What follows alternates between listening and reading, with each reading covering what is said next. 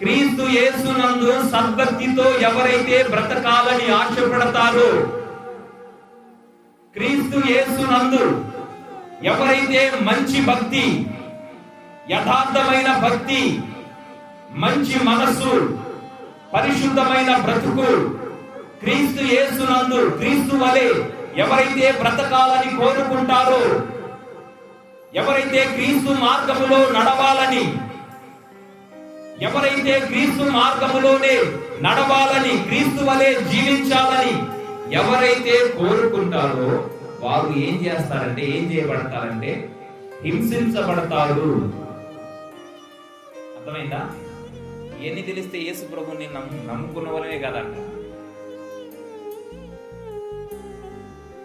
వాస్తవానికి ఈ లోకంలో ఉన్నటువంటి ప్రజలు యేసు ప్రభు దగ్గరికి ఎందుకు వస్తారంటే, చాలా మంది 100లో 90% యేసు ప్రభు దగ్గరికి ఎందుకు వస్తారంటే, వారి శరీరంలో ఏదైనా రోగం వచ్చిందనుకో, ఏదైనా కుదరని రోగం, హాస్పిటల్ తిరిగి తిరిగి తిరిగి ఉన్నతమంతం ఖర్చు పెట్టుకొని 12 సంవత్సరాల నుంచి ఒక స్త్రీ రక్తస్రావంతో బాధపడి పడి పడి ఉన్న డబ్బును మొత్తం వ్యయం చేసుకొని వ్యర్థం చేసుకొని అప్పుడు గుర్తించాడు యేసు ప్రభు. ఒరే, అనేకమైన వైద్యులను నేను సంప్రదించాను, అనేక మంది డాక్టర్స్ దగ్గరికి వెళ్ళాను, నాకున్న దాన్ని అంతటిని కూడా నేను వ్యయం చేశాను, ఖర్చు పెట్టాను. ఆయన ఎవరు? యేసు ప్రభు అంట. ఆయన దగ్గరికి వెళ్తే ఒకవేళ ఆయనతో నేను మాట్లాడలేకపోయినా గాని, ఆయన నన్ను చూడకపోయినా గాని, నేనే పోయిన ఆయన వస్త్రాన్ని ముట్టుకుంటే నాకు స్వస్థత జరుగుతుందని చెప్పి మొత్తం సమస్తం పోగొట్టుకున్న తర్వాత ఆమె ఎందుకు వచ్చిందంటే, ఆమె బాగుపడాలని వచ్చింది. సరే, బాగుపడింది.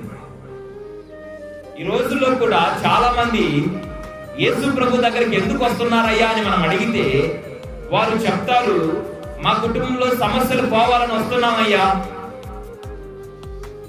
నాలో ఉన్నటువంటి భయంకరమైన రోగం పోవాలని వస్తున్నాం నాయన, నా భర్త మారాలని, మా బిడ్డల జీవితాలు బాగుపడాలని, మా కుటుంబం ఆశీర్వదించబడాలని, నా కుమార్తె వివాహం జరగాలని, నా కొడుకుకి ఒక చక్కటి ఉద్యోగం రావాలని, ఒక మంచి గృహం కట్టుకోవాలని యేసు ప్రభు నమ్ముకున్నాము, యేసు ప్రభు దగ్గరకు వస్తున్నామని అనేక మంది చెప్తారు. వినండి దేవుని ప్రజలారా, వాస్తవానికి యేసు ప్రభు నమ్ముకుంటే ఆశీర్వాదము ఖచ్చితముగా ఇస్తారు. రోగాలతో ఉన్న వారిని బాగుపరిచారు, గృహాలు లేని వారికి గృహాలు ఇచ్చారు, భయంకరమైనటువంటి దరిద్రతలు, శాపములు, ఆహారము లేని వారిని కూడా ఆయన లేవనెత్తి అనేక మందికి దీవెనకరముగా మార్చారు. డాక్టర్లకి అర్థము కాని రోగము సైతం, మందుల ద్వారా తగ్గని వ్యాధులు సైతం ఆయన స్వస్థపరిచారు.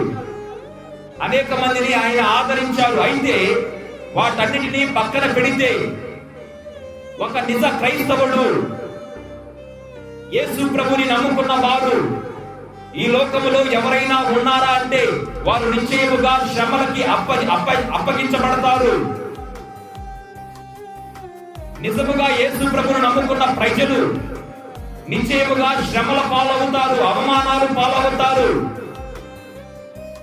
యేసు ప్రభు పైన నిశ్చయముగా యథార్థమైన మనసు పెట్టుకొని ఒక పరిశుద్ధమైన మార్గములో ఎవరైతే మంచి భక్తితో బ్రతకాలని, యేసు ప్రభుల వారు వలె నేను కూడా జీవించాలని ఎవరైతే ఆయన మార్గాన్ని వెంటాడతారో, ఆయన మార్గంలో నడుస్తారో వారు నిశ్చయంగా ఏం పొందుకుంటారు? శ్రమలు పొందుకుంటారు. ఆశీర్వాదం ఉంటది, శ్రమలు కూడా ఉంటాయి. అర్థమైందా? ఆశీర్వాదమే ఉండి క్రైస్తవునికి శ్రమలు లేదనుకో, వాడు నిజ క్రైస్తవుడు కాదని అర్థం. చాలా మంది దేవుని బిడ్డలకి ఏదైనా శ్రమలు వచ్చినాయి అనుకో, పక్కనున్న వాళ్ళు విచిత్రంగా చూస్తారు. ఒరే, వీళ్ళు ప్రార్థనకి వెళ్తున్నారు, ప్రతి ఆదివారం వెళ్తున్నారు, పోయి మైక్ తీసుకొని పాటలు పాడతారు, సాక్ష్యాలు చెబుతారు, గొప్ప స్వరం వేసుకొని పాడతారు.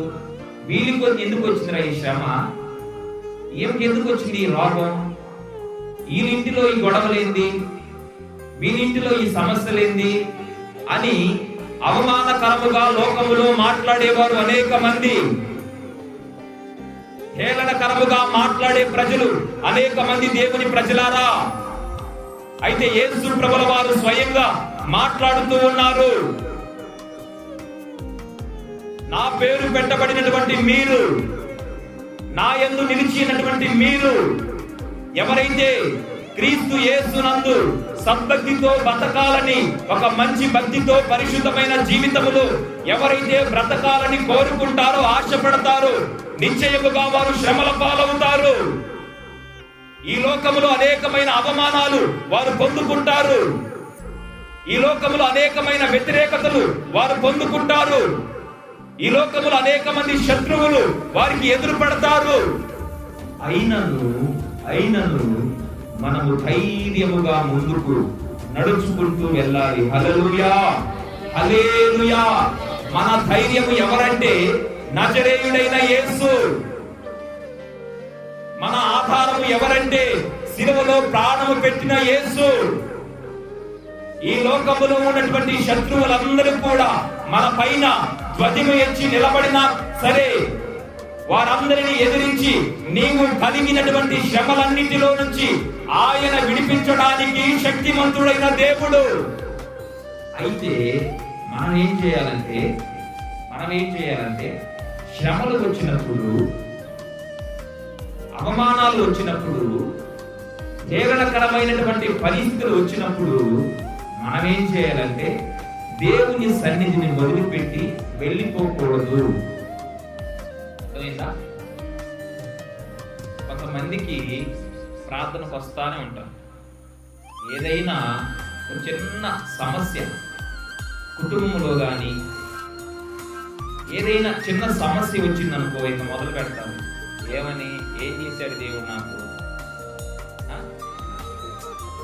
నాకే పెట్టాలా, ఏం చేశాడు, నేను ప్రార్థనకి వెళ్తున్నాను, దేవుని మందిరంలో కానుకలు ఇస్తున్నాను, పాటలు పాడుతున్నాను, మంచిగానే బ్రతుకుతున్నా కదా, యేసయ్య నాకే మేలు చేశాడు అని దేవుని పైనే నిందలు వేసేవారు, దేవునికే వ్యతిరేకముగా మాట్లాడేవారు ఈ లోకములో చాలా మంది లేకపోలేదు దేవుని ప్రజలారా. అలాంటి వారి జీవితంలో దేవుడు చాలా దుఃఖపడుతూ ఉన్నాడు. ఒక నిజ క్రైస్తవుడు నిశ్చయముగా శ్రమలు పొందుకోవాలి. శ్రమలు అనేవి ఒక క్రైస్తవునికి చాలా ప్రాముఖ్యమైనవి. శ్రమలు లేకపోతే, అవమానాలు లేకపోతే క్రైస్తవునికి పరలోకము లేదు. అవమానాలు లేకపోతే, శ్రమలు లేకపోతే మహిమ క్రైస్తవుని జీవితములో లేదు. ఆశీర్వాదము దేవుడు అనుగ్రహిస్తాడు, కానీ దానికి మించి ఒక వ్యక్తి ఆశీర్వదించబడక ముందు, పరలోక రాజ్యము వెళ్ళక ముందు ప్రభు ఈ లోకములోనే ఒక నిజ విశ్వాసిని, క్రైస్తవుని నిశ్చయముగా శ్రమకు అప్పగించి పరీక్షిస్తాడు. యోబు ఎలాంటి వాడు చెప్పండి అమ్మా, చెప్పండి, నోరు తెరవండి. ఎలాంటి వాడు యోబు? యథార్థవంతుడు, నీతిమంతుడు. ఊజు దేశంలోనే యోబు లాంటి వాడు లేడు అని దేవుడు సాక్ష్యం చెప్పాడు. ఏ దేశం? ఊజు దేశం. ఇప్పుడు మన భారతదేశం ఉంది. మన భారతదేశంలో అనేక రాష్ట్రాలు ఉన్నాయి. 10 మంది కాదు, 20 మంది కాదు, లక్షల మంది కాదు, కోట్ల మంది ఉన్నారు మన దేశం. ఇన్ని కోట్ల మందిలో ఫలానా వ్యక్తి యథార్థ పరుడు అని దేవుడు సాక్ష్యం చెప్తున్నాడంటే, దేశం మొత్తం పైన ఆయన జీవిత చరిత్ర దేవుడు బాగుగా ఎరిగాడు.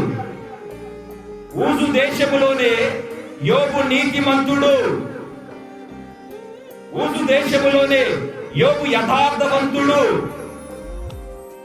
యోబు జీవితంలో ఎలాంటి లోపాన్ని దేవుడు కనుగొనలేకపోయాడు. యోబు జీవితంలో ఎలాంటి దేవుడు లోపాన్ని కనుగొనలేకపోయాడు. అలాంటి యోబుకి భయంకరమైన శ్రమల, చెప్పండి, ఏ తప్పు చేయకపోయినా, ఏ పాపం చేయకపోయినా భయంకరమైన శ్రమలు, భయంకరమైన అవమానాలు, భయంకరమైన నష్టాలు.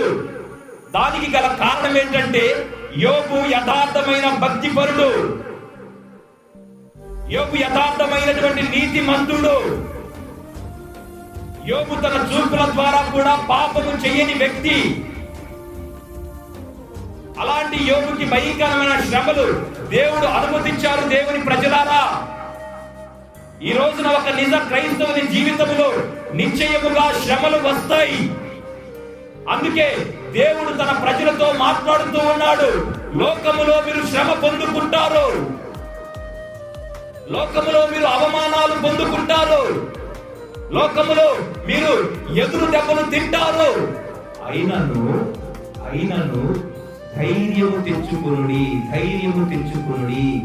ఈ శ్రమలు మీరు పడిపోయి అదో పాతాళానికి మిమ్మల్ని త్రొక్కివేయాలని కాదు, కానీ రెండంతల ఆశీర్వాదము కొరకే ప్రభు మన జీవితాల్లో శ్రమలు పెట్టబోతూ ఉన్నారు. హల్లెలూయా, హల్లెలూయా.